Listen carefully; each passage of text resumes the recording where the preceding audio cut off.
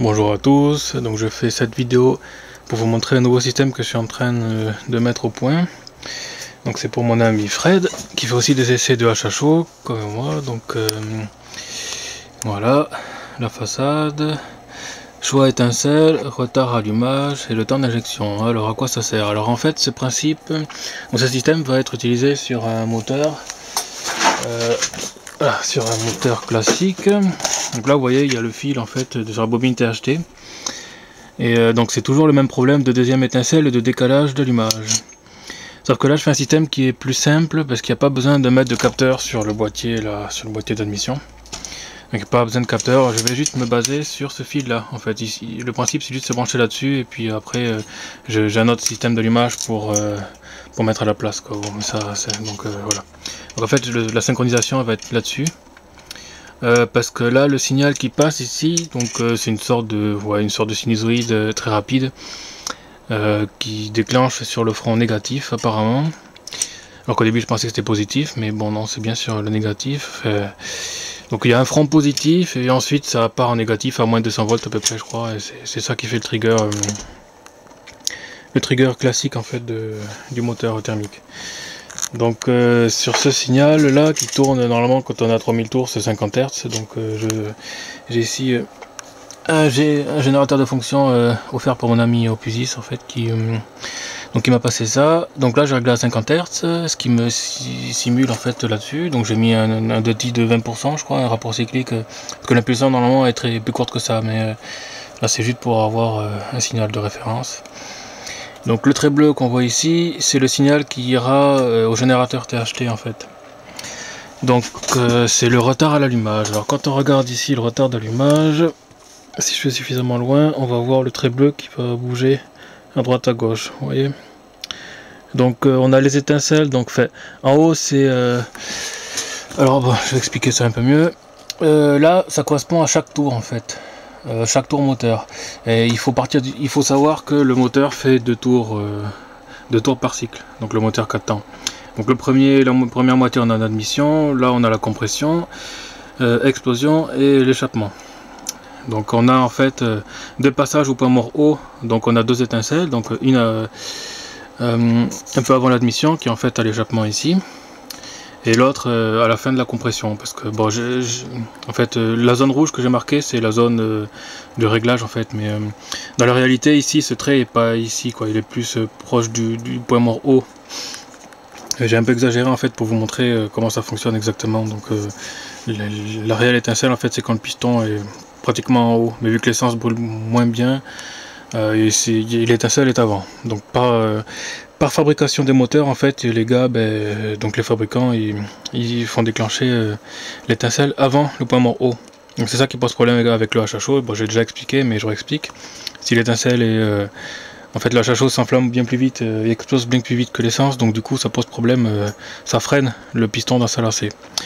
Donc l'étincelle de base c'est celle-ci, le but c'est de la pousser, donc de la mettre en réglage en fait possible dans cette plage là à peu près.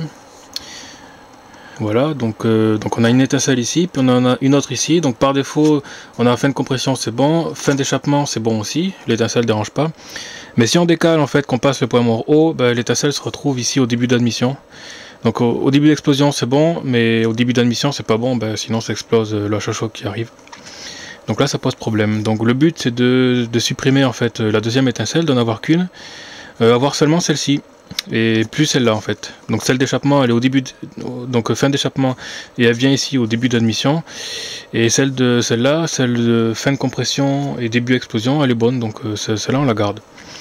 Donc ce qu'il faut faire c'est générer l'étincelle donc ici dans cette plage ici, donc soit au début là jusqu'à la fin ici. Donc en fait il faut voir le cadran comme étant un grand cadran là qui voilà, et là c'est pareil, l'échappement empiète sur l'admission ici, ouais.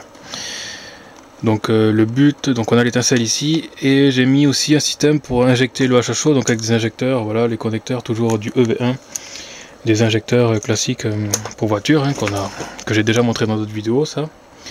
Bon ça c'est du classique, mais après on est parti sur des injecteurs haut débit, parce qu'il n'y a pas assez, en faisant mes essais j'ai vu que j'avais pas assez de HHO avec un injecteur classique. Donc le but, donc ce qu'il fallait en fait, c'est d'augmenter le temps, mais si on augmente le temps, après ça empiète sur la vitesse, vu qu'on est limité par le temps de la vitesse moteur. Donc il vaut mieux un injecteur gros débit qui lui va envoyer directement plus de HHO quand il y a besoin.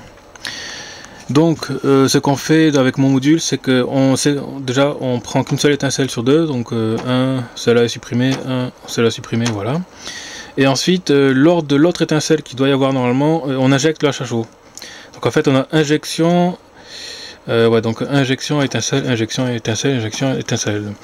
Alors vu qu'il n'y a pas de capteur dans ce modèle, parce que le but c'est de faire un système en fait qui soit le plus simple possible, avec peu de composants et qui soit pas trop intelligent, mais voilà. Donc il n'y a pas de point de référence, c'est-à-dire que si on démarre le moteur, si on allume le système qu'on est ici, il va péter ici et pas là, donc ça va être inversé en fait, il va faire l'injection ici et l'étincelle là, ça va poser problème. Donc pour pallier à ça, j'ai un interrupteur ici qui permet de choisir l'étincelle en fait, donc 0 ou 1. Enfin 0,1 pour vous ça sert à rien, mais pour moi c'est par rapport au programme c'est plus simple. En fait ça permet de choisir une étincelle ou l'autre tout simplement. Parce qu'au démarrage il y a une probabilité en fait, il y a une chance sur deux que vous démarrez le moteur sur la mauvaise étincelle en fait, parce que le module ne sera pas tout alimenté en fait. Tant qu'il reste alimenté il va garder en mémoire la bonne étincelle, mais vu que vous allez débrancher à un moment ou à un autre, ça va, voilà quoi, ça va lâcher. Donc au prochain démarrage du système, vu qu'il prend qu'une étincelle sur deux, il va pas savoir en fait quelle est la bonne ou pas. Donc ce sera l'utilisateur, donc mon ami Fred, pour le moment à faire choisir l'un ou l'autre en fonction de si ça marche ou si ça marche pas tout simplement. Voilà, alors comment ça fonctionne exactement? En fait c'est très simple, j'ai un compteur. D'abord j'ai la détection du fil que je vous ai montré là, ici là. Ça part sur des transistors, là un montage tout simple. Là derrière, là, les transistors résistance. Donc ça sort une sorte de carré qui est analysé par l'Arduino, qui est là-dessous. Lui, ce qu'il fait, je l'ai programmé pour qu'il compte tout simplement. Donc à chaque fois qu'il y a un tour moteur, il compte. Donc 1, 2, 3, 4. Et d'un point de vue numérique, en fait, c'est le bit de poids faible qui passe un coup à 0, un coup à 1. Donc ce que je fais dans le programme en fait c'est en fonction du 0 ou du 1 ici, il prend le 0 ou le 1 du bit, du bit de poids faible du compteur, donc qui incrémente à chaque tour en fait. Donc là par exemple on commence à 0, donc on a 1, puis 2, 3, 4, 5, 6, donc on voit qu'en fait c'est pair, impair, enfin on a donc c'est tout le temps 0 ou 1 en fait le bit de poids faible, donc il suffit de prendre ça et de se servir de ça comme référence. Donc après tout simplement après sur un tour ou l'autre en fonction si c'est 0 ou 1, il prend on a un coup sur l'injection et l'autre coup sur la THT tout simplement. Donc c'est voilà, c'est un système assez simple quand même. Voilà, donc voilà, je suis obligé de m'éloigner assez parce que par rapport au cadran. Donc là quand on regarde le temps de l'injection, on voit bien, non le temps d'injection là fait rien en fait, on voit, voilà, là c'est le décalage, donc on voit bien que le trait bleu bouge en haut, hein. Donc je zoome là-dessus, voilà, donc en tournant le potentiomètre en fait on règle il fait pas la mise au point lui, qu'est-ce qu'il fait? Donc voilà, donc ça permet de régler en fait l'impulsion, donc le retard dans le déclenchement en fait.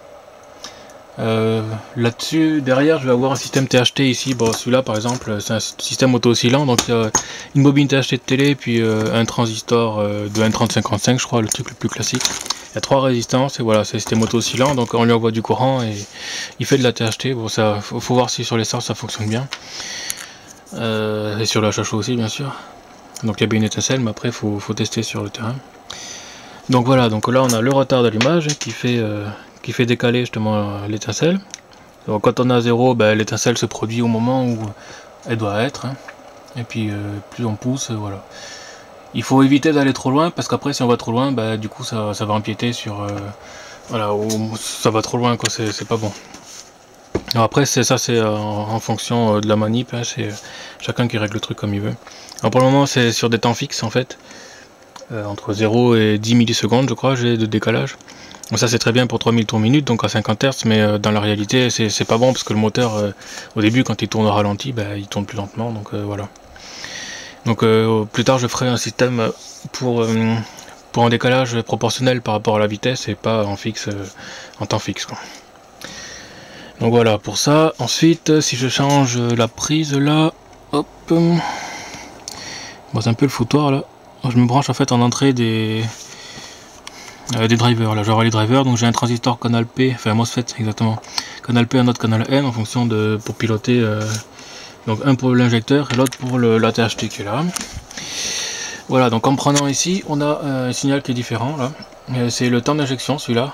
Donc en fait, on peut voir qu'en fonction de la position du potentiomètre, on règle le temps.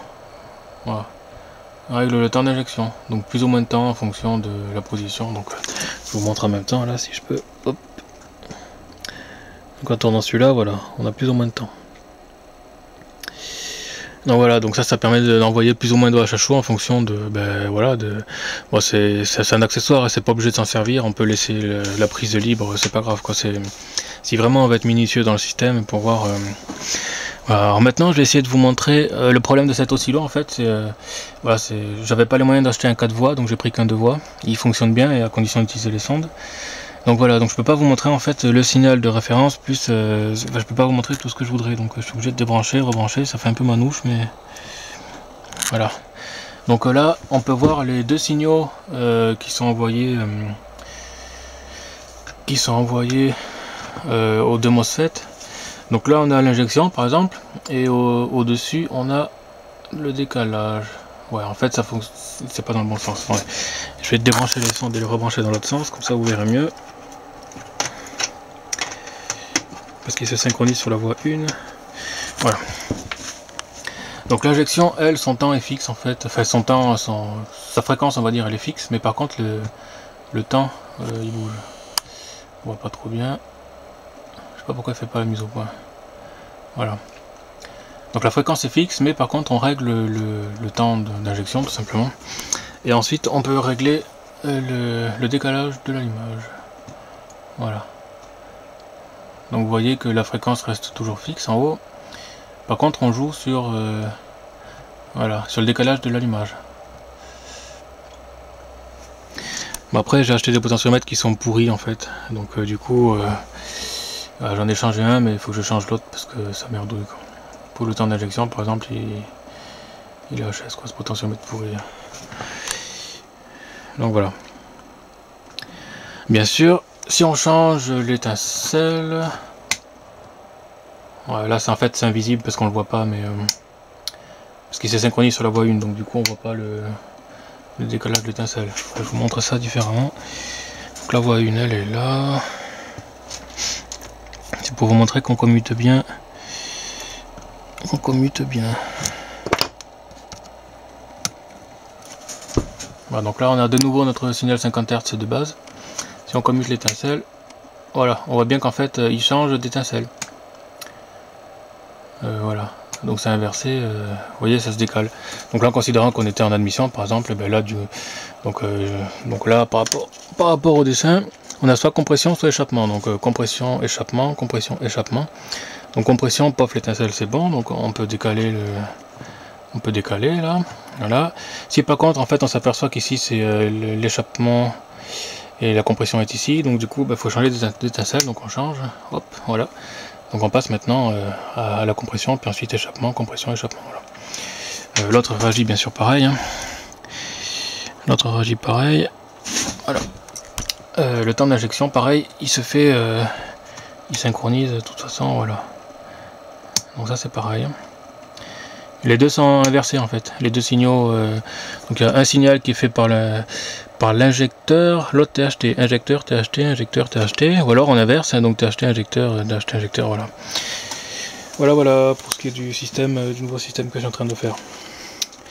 Voilà, à plus.